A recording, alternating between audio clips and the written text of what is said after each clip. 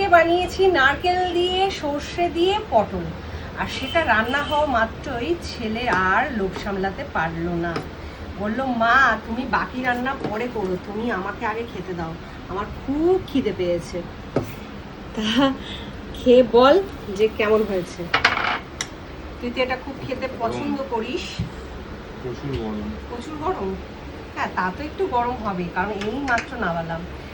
তা আশা করি ভালোই হবে খেতে, কারণ রান্নাটা ভালো করেই যত্ন করেই করেছি।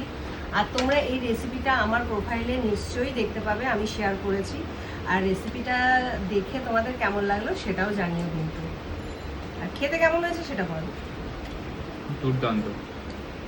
সত্যি না মিথ্যে? সত্যি করে। সত্যি? ভালো করে তো মাখতে পারছি না দাও। আচ্ছা, তার দুটো ভাত নে।